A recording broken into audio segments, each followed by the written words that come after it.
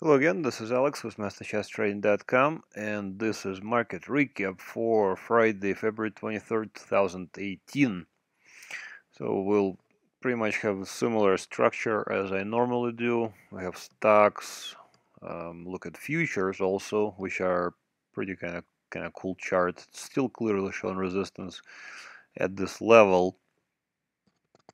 Um, Market breadth review, there were some questions or other requests to reinstate this. I said no problem. Okay, we'll look at that. Junk bonds, long-term treasuries, we'll look at those. Be open-minded, of course. Um, Pretty much similar as before. Bitcoin could be bottoming. We'll see. I don't really trade Bitcoin, but you can if you're interested in trading it. All right, so let's look at the market breadth. This is an old-fashioned review that I used to do quite a bit. Uh, I do occasionally look at the market breadth. I find that it's no longer of as much use as I thought uh, it was helpful to me. It's still useful to a degree, but again, the problem is that basically we're looking for divergences, and um, divergences are notorious for not working out. So here's the New York Stock Exchange Composite Index on a daily time frame. Uh, you can see that these are fresh all-time highs. On this graph, there is a lot of various indicators. So number one, percent of stocks above 20-day exponential moving average. Very volatile indicator. This is mostly used to see if this is oversold versus overbought, quote unquote. Uh, Quite a reliable indicators, I think. So, for example, here I was quite obviously it was oversold back in February. Yes, I actually opened a position myself in Dow Jones. Excuse me. Um, and made some money off of that, but not because of the oversold indicator, but because of the price action. And for the sake of this review, let's just continue with the market breadth. So uh, all-time highs on the index. So we're looking for divergences. Is there underwater rocks that we're unaware of? And here we see unbalanced volume. So unbalanced volume is basically plus volume less minus volume, and we just basically add it up and we get a number. The number of shares traded on a plus days, less numbers of shares traded on the minus days. So you get some sort of a number, and this is called unbalanced volume. I don't see a divergence here. It looks pretty good to me. Here's advanced decline issues. It's also, and I marked this vertical line as the all-time high at 13,637 back in March of this year. And yeah, okay, so far so good. Advanced decline line is confirming that we're at all-time highs. Advanced decline volume is doing the same thing, so I don't see a divergence. This lower high by the advanced decline volume recently in February is corresponding to the lower high in the price of the index itself. So far I don't see too many issues. Again, I'm seeing a bullish divergence here on unbalanced volume. Uh, Percent index, bullish percent index, no major issues. We're still pretty good at 50% or even 56%. So far, again, I'm seeing no major issues with the market breadth, and I'm seeing basically a more or less a healthy market. Let's look at some of the S&P 500. So same thing. I don't see major issues. The advanced decline lines are moving in lockstep with the underlying index. Here's S&P 500. their underlying index. And again, I wanted to point out the divergences are very difficult to trade off. Here's a divergence back in October of last year with a bearish divergence in the RSI indicator. I basically ignore this kind of indicator divergences because they can be considered artifacts of the calculation of the indicator itself. So the more important thing is the price action. Is the price going up or price going down? And in this case, price is clearly going up. Because all of this basically were all-time highs up to and including January of 2018. So far, again, I don't see many issues with market breadth charts. Here's QQQ, NASDAQ 100 on a daily time frame. We're very close to making fresh highs. We're at $2 away from all-time highs, basically. Bullish divergence here on advanced decline line. So again, the reason why it's bullish divergence is because the indicator advanced decline volume just made a fresh high versus the January 2018 value, but we have not yet made a fresh high in the actual underlying index. So what I see here is a bullish divergence. So again, no major issues that I'm aware of with the stock market. IWM on a daily time frame, no major issues. I don't see any divergences with advanced decline lines. So overall, and if anything, there's a bullish divergence in the volume. So again, overall, I'm seeing basically a healthy market with relatively few areas of weakness, which I will get to in a few. But as far as market breadth is concerned, I would still consider this quite a bullish chart, the S&P 500 and basically most of stock indices. All right, let's look at the S&P 500 mini futures, and this is a 4-hour chart. Note that this is a 4-hour chart. Intraday charts are more difficult to trade. So if you're a beginner trader, I would simply avoid intraday charts until you know what you're doing on daily charts. That did not make any sense. I do teach this stuff at MasterCharts Trading. This indicator lines are my custom programmed indicators, and you can actually have them also at MasterCharts Trading. What this is showing is I am seeing a resistance on the 4-hour chart, and this has been going on since the 16th of this year, of February 2018. So already quite a few days here we see basically price coming up to this level of 2747 and basically being rejected there. So it's pretty obvious. You can see it several red arrows that I pointed here. Now, if we close above this level, if this S&P 500, especially on Monday, if on this chart, if we gap above this resistance, well, actually on Sunday night, then I think we have a very good chance of breaking to fresh all-time highs. So, for example, here's S&P 500, ETF SPY, and the corresponding level is somewhere in the vicinity, let me just get rid of this, somewhere in the vicinity of like 276. I think if we break above that, we can easily make fresh highs here. So yeah, overall, again, quite a bullish picture still. Don't see too many tapping signs.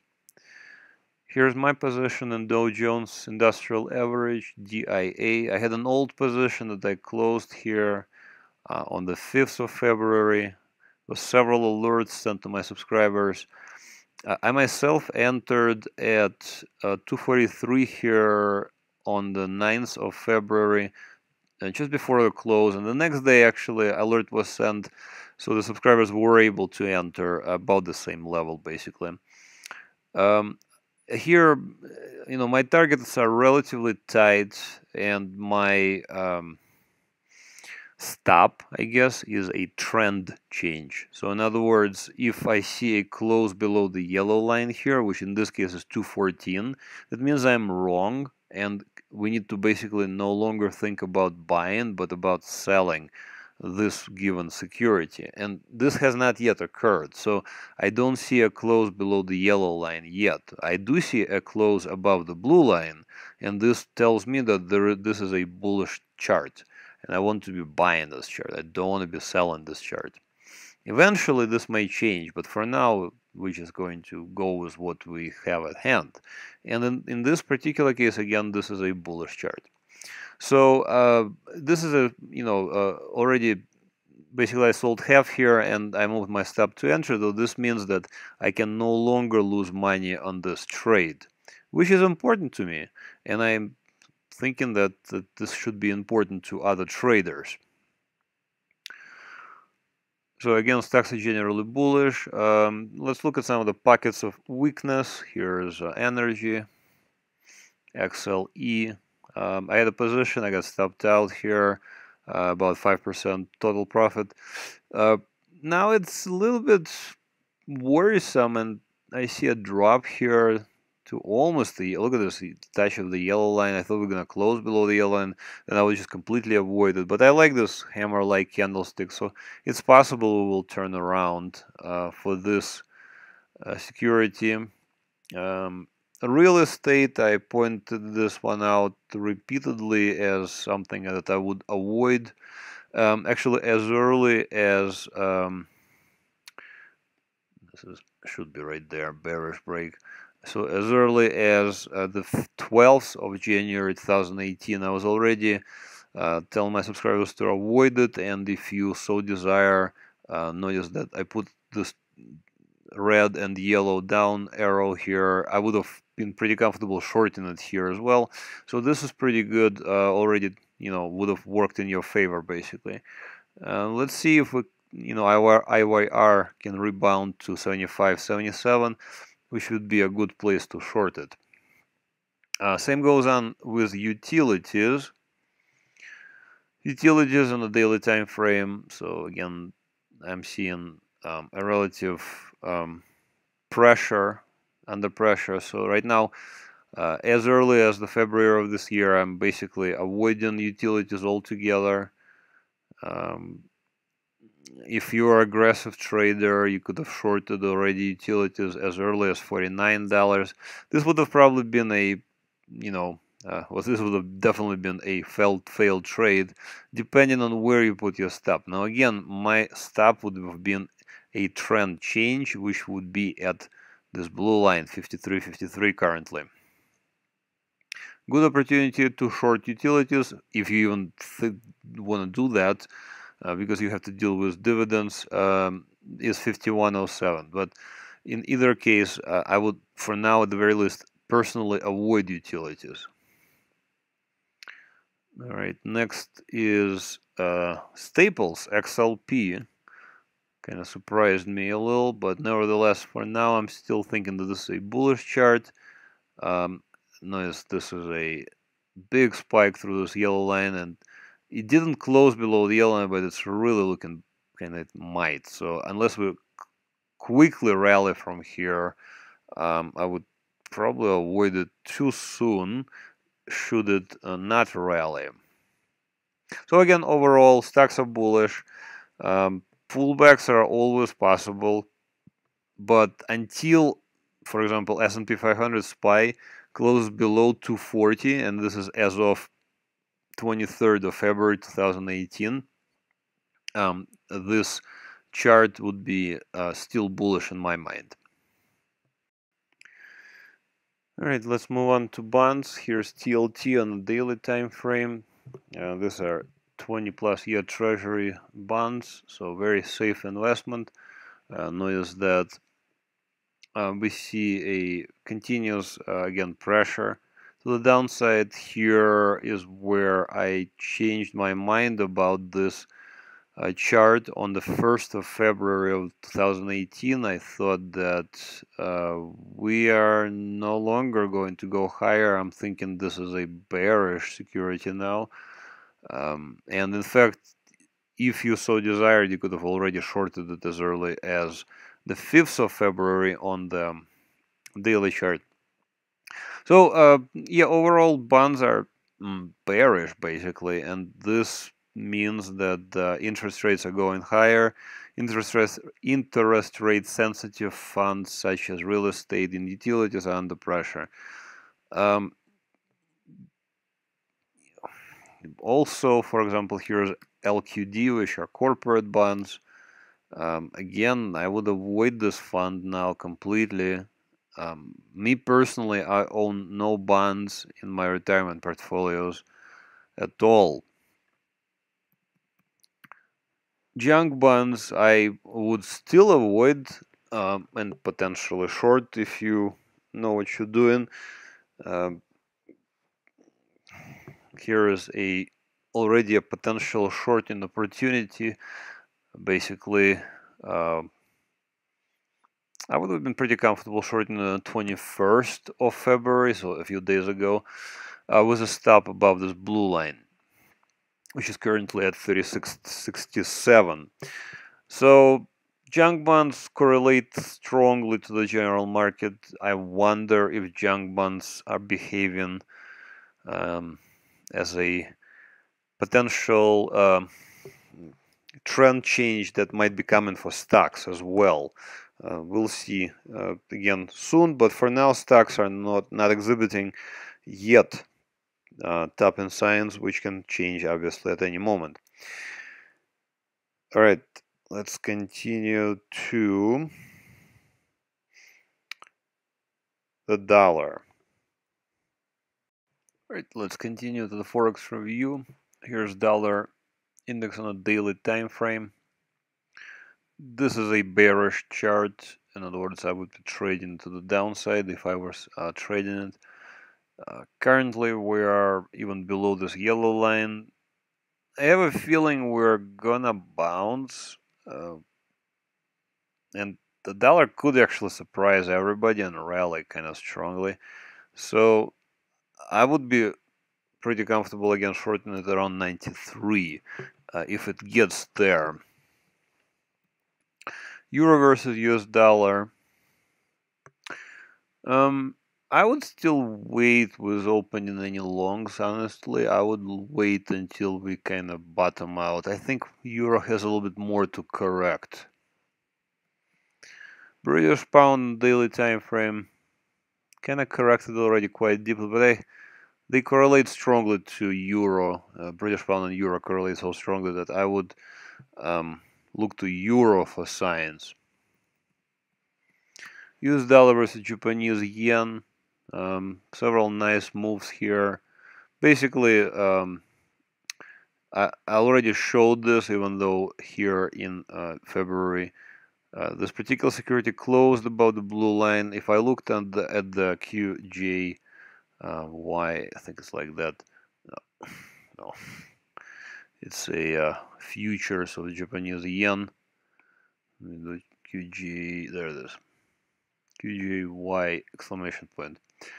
So this one is a futures of Japanese yen. I showed this chart in the past, and here on January 9 and 8th and 9, 2018, basically the futures did not close below this red line and then rallied. So in other words, the bullish bias was intact. And in other words, I would have been buying this chart. And vice versa, if you were trading Forex, you would be selling US dollar versus Japanese yen, shorting it, so where the arrows are. Now again, I think it's going to rebound still higher, and I think 109.28 would be a reasonable target. Here's US dollar versus Canadian dollar. It's bottoming, it's bouncing here. I mean, it's finding resistance here at this red line. It could continue lower, but I think again, if DXY or just overall dollar index rallies, then we could be seeing more upside for US dollar versus Canadian dollar. So let's wait. AUD, USD, Australian dollar, same thing basically. I would wait for more patterns to emerge. New Zealand dollar, yeah, I would still wait. Finally, US dollar versus Mexican peso. We could be seeing a potential trend change. If this pair, US dollar Mexican versus Mexican peso, closes above this blue line, which is currently in February 2018 at 1898, whatever here, 9675, I think we could be seeing a trend change, and I would be buying this pair. All right, let's continue to gold. Here's gold on a daily time frame. This is gold futures rather than a daily time frame. Several alerts sent here to my subscribers. Gold is more or less an inverse of the dollar index. So here's dollar index, which has been under pressure. But I think again, I think it might rally here and surprise everybody. So if that happens, I think we could see a drop in gold-related assets, and I'll show in a few seconds GDX and GDXJ, which have been under severe pressure of late. So here's futures, gold futures. I think still a bullish chart. There is a lot of weakness, and especially in the GDXJ, which is junior gold miners. There's a lot of weakness here, and here is I think this is a potential bearish break here on the 6th of February of this year. But notice like this indicators are curving down, so now the price has less work for it cut out to close above this blue line, which is at 35.11. So potentially this could still reverse. So here's GDX on a daily time frame, and also notice how we almost closed below this yellow line, which would have been just outright bearish. Again, we tried to rally, came down. So I'm still cautioning against, jumping in too much into gold-related ones. My position was stopped out here. I entered this early as December of last year, had several exits, and I got closed out here on the 5th of February of this year. And then since then, I'm just kind of avoiding this. I don't like this action. So again, if the dollar decides to rally, gold will come under pressure. So here's the dollar, and I think it could rally.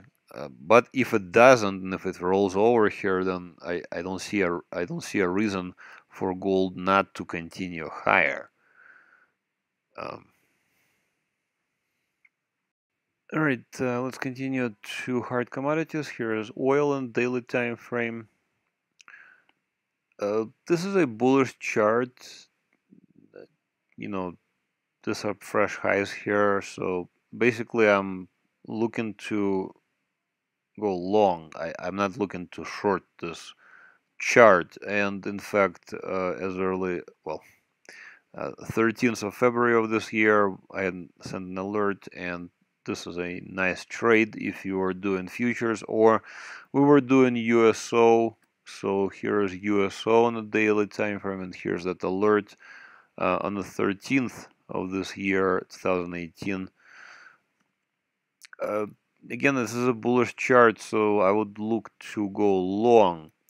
Here's energy on a daily time frame. XLE already showed this chart. I actually had a position myself. Had entered here at 71.74, several exits, and finally closed out. Now it's kind of possibly bottoming, so we'll see if this is going to bottom or not. All right, let's continue to natural gas. NG, natural gas futures. Here's natural gas futures. I would This is a wild and unpredictable chart, but currently I would look to short this one either at 271 or better yet at 295. Up with the crypto review, here is Bitcoin on a daily time frame.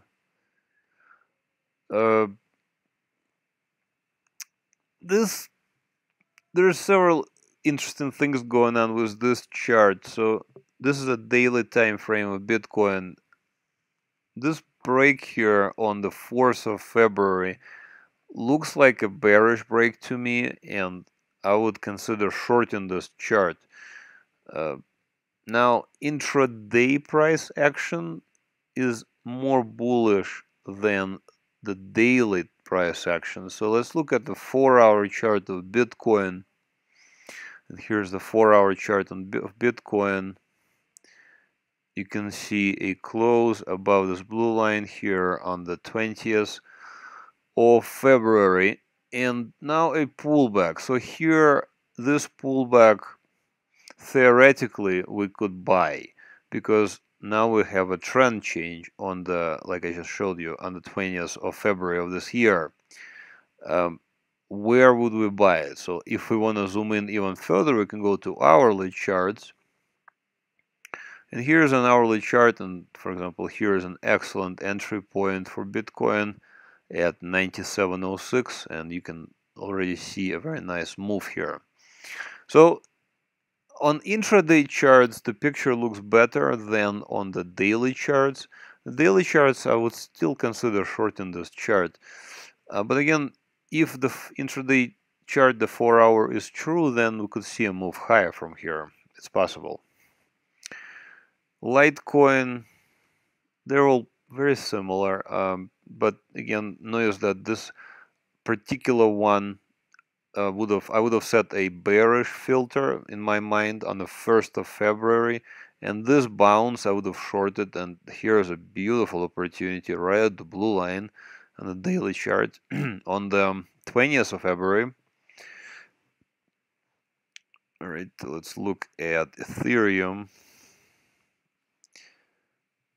Here's Ethereum on the daily time frame. This looks like a bullish chart.